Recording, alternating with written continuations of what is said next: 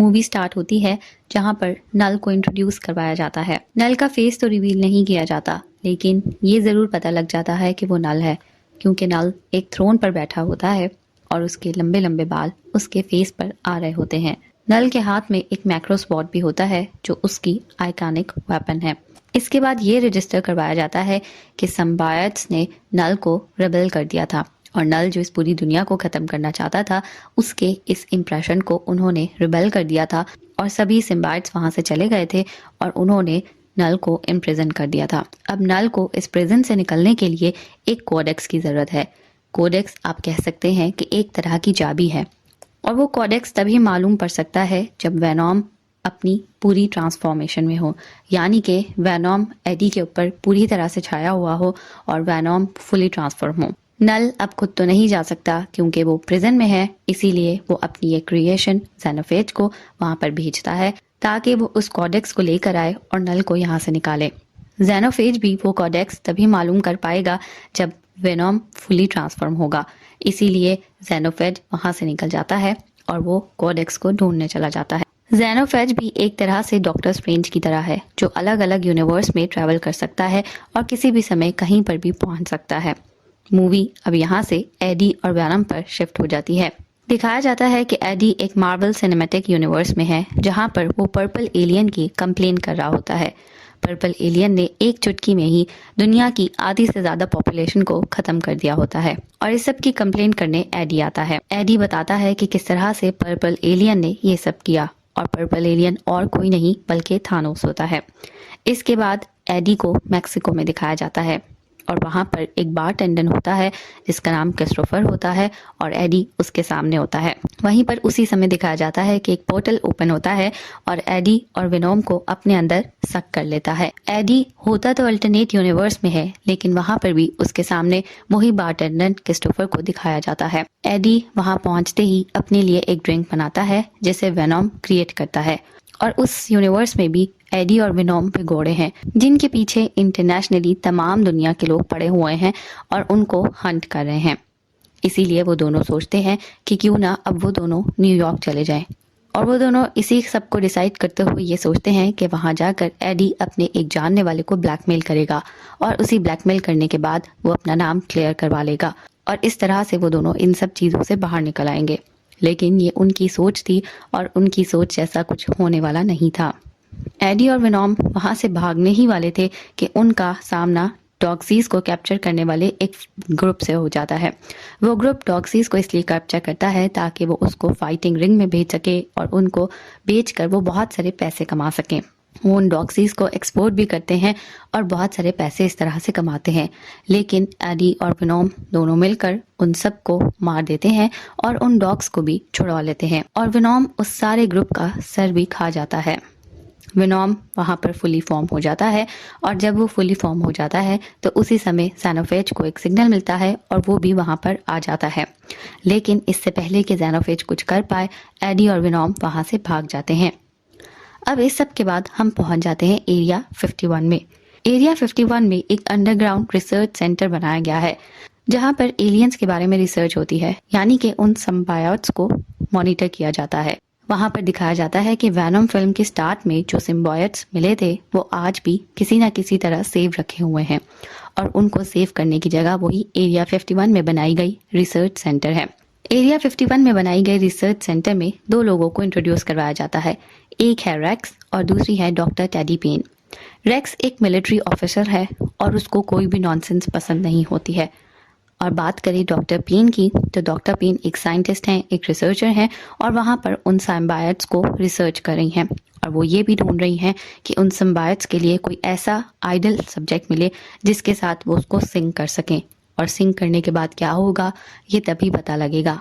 साथ में वहां पर यह भी दिखा दिया जाता है कि डॉक्टर पेन का एक हाथ काम नहीं करता है और ये हाथ काम न करने का कारण भी दिखा दिया जाता है। इसके बाद दिखाया जाता है कि रेक्स अब मैक्सिको पहुंच चुका है और वो वहां पर एडी और विनोम को ढूंढ रहा है, और वहां पर वो उसी बार में पहुंच जाता है जहां पर एडी और विनोम होते हैं। वहां पर पहुंचने पर उसे एक वेनम का सिम्बायोट मिल जाता है, बल्कि सिम्बायोट नहीं, वेनम के सिम्बायोट का एक छोटा सा पीस मिल जाता है, और साथ में बारटेंडर भी होता है। बारटेंडर को इस बारे में कुछ ज्यादा तो मालूम नहीं होता है, लेकिन वो फिर भी उस बारटेंडर को और उस सिम्बायट के छोटे से पीस को अपने साथ रिसर्च सेंटर में ले आता है। डॉक्टर पीन को यहीं पर एक इन्फॉर्मेशन मिलती है कि उनके सिम्बायट के लिए एक आइडल सब्जेक्ट मिल चुका है और उस आइडल सब्जेक्ट को उस सिम्बायट से कनेक्ट कर दिया गया है, लेकिन वो बात ज़्यादा नहीं करता है। वो एक दूसरे के साथ अच्छे से बॉन्ड तो कर गए हैं, लेकिन वो ज़्यादा बात नहीं करते। और जब उस सिम्बायट के साथ सिंक करते हुए आइडल सब्जेक्ट को दिखाया जाता है तो वो और कोई नहीं बल्कि डिटेक्टिव मैलिगन होते हैं, जो कार्नेज में होते हैं और उनको टॉक्सिन ने वहाँ पर मरने के लिए छोड़ दिया होता है। लेकिन अब उसको यहाँ ले आते हैं और वो यहाँ पर सिम्बायट ने उसको वापस से जिंदगी दी होती है और वो न्यू सिम्बायट होता है जो टॉक्सिन नहीं होता है। दूसरी तरफ अब ये दिखाया जाता है कि एडी और विनोम पहली दफ़ा ज़ेनोफेज के फेस टू फेस हुए हैं और वो उससे फेस टू फेस तब हुए जब वो दोनों न्यूयॉर्क जा रहे थे और वो एक एयर बस में थे। एयरलाइन पर सफ़र करते हुए वहाँ पर ज़ेनोफेज आ जाता है और ज़ेनोफेज से उनका इनकाउंटर होता है। बट ये एक बहुत ही छोटा सा इनकाउंटर होता है जहाँ पर ज़ेनोफेज उस एयरप्लेन के इंजन में चला जाता है और वो ज़ेनोफेज वहाँ जाकर ख़त्म हो जाता है। वेनम एडी को बचाने के लिए नीचे फेंक देता है और वो उसे ये बताता है कि अब वो पूरी तरह अपनी बॉडी को फॉर्म नहीं कर पाएगा, इसीलिए ज़ेनोफेज उन दोनों को ढूंढ नहीं पाएगा और ज़ेनोफेज को यहाँ से निकालने का एक ही तरीका है कि वो दोनों एक दूसरे के साथ ना हों। ज़ेनोफेज रीजेनरेट हो जाता है क्योंकि ज़ेनोफेज कभी ख़त्म नहीं होता है। जब भी वो मरेगा, जब भी उसको ख़त्म किया जाएगा, वो थोड़ी देर बाद दोबारा से रीजेनरेट हो जाता है। और ज़ेनोफेज के रीजेनरेट होते ही वेनोम वहाँ से चला जाता है और वो किसी न किसी तरह जाकर एडी को पैराशूट के थ्रू सेव कर लेता है और वो दोनों एक डेजर्ट में गिर जाते हैं। डेजर्ट में गिरने के बाद अब वेनोम एडी को पहली बार उस सारी इन्फॉर्मेशन देता है और वो उसको बताता है कि किस तरह से कॉडेक्स बना था और किसने कॉडेक्स क्रिएट किया था। वो उसको बताता है कि कॉडेक्स उन दोनों ने क्रिएट किया था। पहली मूवी में जब दिखाया जाता है कि एडी मर गया है और एडी के मरने के बाद जब एडी को वेनोम दोबारा जिंदा करता है तो वो दोनों कॉडेक्स बना लेते हैं और वो कॉडेक्स तब तक जिंदा है जब तक वो दोनों जिंदा हैं और वो कॉडेक्स तब तक भी रहेगा जब तक वो दोनों साथ हैं। यानी कि वेनोम जब अपनी फुली ट्रांसफॉर्मेशन लेता है तभी वो कोई कॉडेक्स ले सकता है, लेकिन वो कॉडेक्स उन दोनों के पास है और उन दोनों में से अगर कोई एक भी मर गया तो वो कॉडेक्स भी खत्म हो जाएगा। यानी कि उस कॉडेक्स को डिस्ट्रॉय करने का एक ही तरीका है कि उन दोनों में से किसी एक को मरना पड़ेगा और वो कॉडेक्स ही नल को वहां से निकाल सकता है। अगर नल को इम्प्रिजनमेंट होना है तो उसे वो कॉडेक्स लाजमी चाहिए और ये सारी इन्फॉर्मेशन वेनोम एडी को दे देता है। हंटर्स अभी भी कॉडेक्स को ढूंढ रहे हैं और वो वेनोम को भी ढूंढ रहे होते हैं। जैसे ही ज़ेनोफेज वहां पर आता है उसी समय रेक्स भी वहां पर पहुंच जाता है और रेक्स वेनोम को सिम्बायट यानी कि वेनोम सिम्बायट को वहां से ले जाता है और साथ में वो एडी को भी अपने साथ एरिया 51 ले जाता है। वेनोम वहां पर फुली ट्रांसफॉर्म नहीं होता है और एडी इस सब को लेकर काफ़ी ज़्यादा डिसहार्ट होता है और एडी ठीक तरह से परफॉर्म नहीं कर पा रहा होता है क्योंकि एडी के साथ वेनोम नहीं होता है। एडी खुद ही वहां पर लड़ता है रेक्स के आदमियों से और उसमें से किसी को एडी सेल्फ डिफेंस के लिए एक सोल्जर को मार भी देता है और इसीलिए वेनोम वहां पर आ जाता है। वेनोम एडी को बचाना तो चाहता है, लेकिन अगर वो एडी को बचाएगा तो वो ट्रांसफॉर्म होना पड़ेगा और अगर ट्रांसफॉर्म होना पड़ेगा तो वहां पर ज़ेनोफेज आ जाएगा। ये सब देखते हुए वेनोम काफ़ी देर सोचता है, लेकिन एडी को बचाना लाजमी हो जाता है, इसलिए वो एडी को बचा लेता है और फुली तरह से ट्रांसफॉर्म हो जाता है। और जैसे ही वो ट्रांसफॉर्म होता है ज़ेनोफेज को एक बार फिर से अलर्ट मिल जाता है और वो वहां पर आ जाता है, लेकिन किसी न किसी तरह इस बार वेनोम और एडी वहां से निकल जाते हैं और ज़ेनोफेज भी वहां से आ जाता है। ज़ेनोफेज रेक्स के तमाम सोल्जर्स को मार देता है और मारने के बाद वो वहां से चला जाता है और एडी भी वहां से भाग जाता है। एडी वहां से भाग रहा होता है तो उसे एक रोड पर फैमिली मिलती है और वो फैमिली रोड ट्रिप पर जा रही होती है। एडी उनसे लिफ्ट ले लेता है और उनके साथ कार में बैठ जाता है। उस फैमिली से बात करने पर पता लगता है कि वो फैमिली एरिया 51 जा रही है क्योंकि वहां पर वो एलियंस को देखना चाहती है। वो एडी को राइड भी दे देते हैं और साथ में एडी को स्लीपर्स भी दे देते हैं और खाने को कुछ भी, क्योंकि एडी के पास स्लीपर्स भी नहीं होते हैं। अभी एडी उस राइड में होता है तो वेनोम ये सोचने लगता है कि एडी और वेनोम की भी कोई फैमिली होनी चाहिए और वो इस सब को लेकर काफ़ी इमोशनल भी नज़र आता है। वो फैमिली एडी को लास वेगस उतार देती है और एडी वहां पर जैसे ही लैंड करता है उसको वहां पर मिसेस चैन नजर आती हैं। मिसेस चैन एडी को देखते ही पहचान लेती हैं और उसको अंदर आने का कहती हैं और एट लास्ट वेनॉम को वहां पर ट्रांसफॉर्म होना पड़ता है और वेनॉम और मिसेस चैन एक साथ डांस परफॉर्म करते हैं। जैसे ही वो डांस परफॉर्म कर रहे होते हैं उसी समय ज़ेनोफेज को वहां पर अलर्ट मिल जाता है और ज़ेनोफेज वहां पर आ जाता है। ज़ेनोफेज के वहां पहुंचते ही लड़ाई शुरू हो जाती है। ज़ेनोफेज एडी और विनॉम से वो कॉडेक्स लेना चाहता है और वो दोनों कॉडेक्स नहीं देना चाहते हैं। इसी सब में लड़ाई होती है और वेनॉम वहां पर ये सोचने लग जाता है कि अगर उसे दुनिया को बचाना है तो उन दोनों को एक दूसरे से जुदा होना पड़ेगा।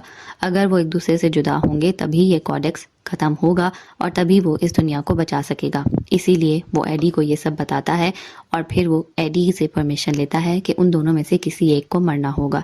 एडी उसको परमिशन नहीं देता लेकिन इसके बावजूद वेनम एडी को बाय करता है और साथ में वो सारे ज़ेनोफेज को अपने अंदर ले लेता है और वो एसिड टैंक की तरफ चला जाता है, जहां पर पहुंचते ही एक बहुत बड़ा धमाका होता है और उस धमाके से वेनॉम और साथ में वो सारे ज़ेनोफेज खत्म हो जाते हैं। इसके बाद दिखाया जाता है कि एडी की आंख खुलती है और वो एक हॉस्पिटल में होता है और वहां पर उसे बताया जाता है कि उसने बहुत ही हीरोइक एक्शन किया है जिसके लिए उसके सारे क्रिमिनल रिकॉर्ड को खत्म कर दिया गया है और अब वो एक आम आदमी की तरह अपनी ज़िंदगी गुजार सकता है, यानी कि अब वो अपनी ज़िंदगी को इंजॉय कर सकता है। लेकिन उसको ये सब कुछ किसी और को बताने की ज़रूरत नहीं है। एडी न्यूयॉर्क पहुंच जाता है और उसे वहां पर एक बार फिर से वेनॉम याद आने लगता है और वो वेनॉम को याद कर रहा होता है और यहाँ पर ही मूवी को ख़त्म कर दिया जाता है।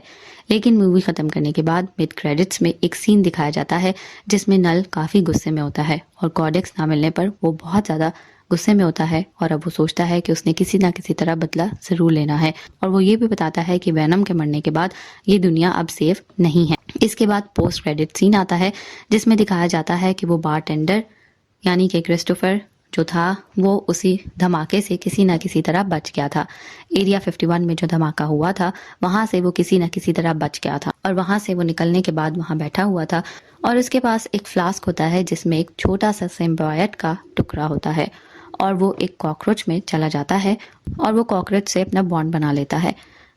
इसके बाद ये रिवील किया जाता है कि वो सिम्बायोट कोई और नहीं, वो सिम्बायोट विनॉम ही है और विनॉम वहां पर कैसे पहुंचा ये आपको मूवी में पहले दिखाया गया था कि जब रेक्स उस बार में जाता है और वो बार टेंडर के साथ साथ एक वेनॉम का छोटा सा टुकड़ा भी लेकर आता है रिसर्च के लिए, लेकिन वो रिसर्च तो उस पर नहीं कर पाता। लेकिन अब वेनॉम दोबारा जिंदा हो जाता है।